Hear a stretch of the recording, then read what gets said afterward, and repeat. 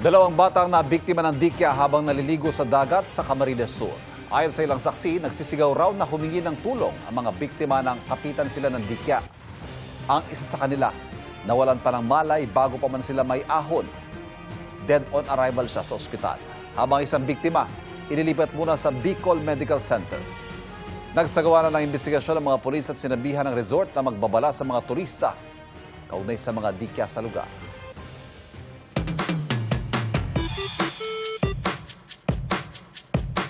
Sa San Vicente, Palawan, may nabidyohan na mistulang lumot sa dagat na gumagalaw at nag-iiba ng hugis. Ano kaya ito? Kuya Kim, ano na?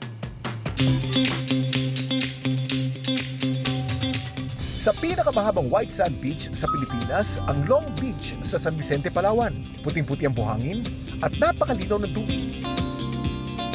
Pero lalangoy ka pa ba kung may ganitong namataan sa tubig? Sa drone footage na kuha ni Eric, naispatan ang tila napakaitim na lumot sa ilalim ng tubig. Gumagalaw-galaw at nagbabago-bago pang hugis. Actually, ang purpose ng drone is to capture lang sana ng Long Beach namin. May nakita ako nagkukumpulan ng and then nagpo-form siya ng ibang image. Kaya napawaw din ako. Pero kung lalapitan, ang tila lumot na nag-iiba-ibang hugis. Kumpulan pala ng mga isda na kung tawagin sa San Vicente, tige. So, para siyang tamban, lagi kami nakakita ng ganun. May season lang talaga. Ang tawag sa formation na ito ng tige, bait ball, na ginagawa rin ng iba pang mga isda gaya ng sardinas. Pandepensa nila ito sa mga predators gaya ng pating at dolphin. Dito kasi sa case na to, dun sa malapit sa beach area, hindi so mababaw lang. So, hindi ball yung itsura niya, like medyo flat siya. So, defense mechanism nga ito ng mga small schooling fish against predators. Kasi pag hiwa-hiwalay sila, mas madali silang mahuli at matarget. But pag mababaw yung area kung nasaan itong mga isda, pag tinry kasi natin sila i-approach, aakalain nila isa tayong predator. So, mag-e-evade itong bait ball na to. So maganda lang panoorin itong bait ball kasi synchronized yung paglangoy ng mga isda. Laging tandaan, kimportante ang may alam. Ako po si Kuya Kim at sagot ko kayo, 24 oras. Mga kapuso, dalawang weather systems ang nagpapaulan ngayon sa bansa ayon sa Pag-asa. Intertropical Convergence Zone ang nagdadala ng maulap na panahon na may kalat-kalat na ulan at thunderstorm sa malaking bahagi ng Mindanao. Easterlies ang nagpapaulan sa Eastern Samar, Leyte, Southern Leyte, Metro Manila at natitirang bahagi ng bansa.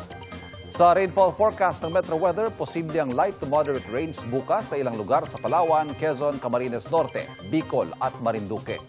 Light to intense rain sa malaking bahagi ng Visayas at Mindanao pagdating naman ng hapon. May tsansa rin ng ulan bukas sa Metro Manila.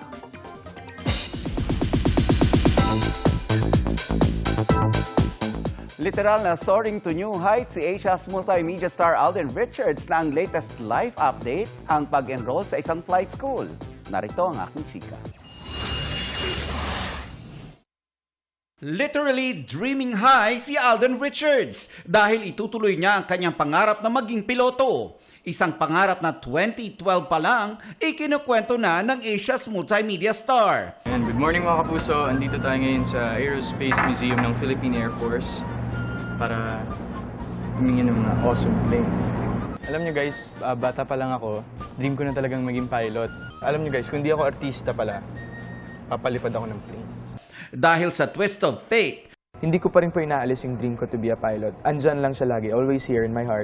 nagbago man ang landas ni Alden, nag-artista, sumikat, naging negosyante, at ang sinabi niya 12 years ago, One of these days, kapag nagkaroon ako ng chance, talagang kukuha ako ng flying lessons. binalikan niya this 2025 ang kanyang pangarap. Tuloy-tuloy na raw ang pag-enroll niya sa isang aviation school. Nag-post pa siya ng picture na nasa flying school at habang nasa loob ng isang flight simulator. The Asia's multimedia star is definitely taking his dream to greater heights. And that's my chika this Saturday night. Ako po si Nelson Canlas. Ivan?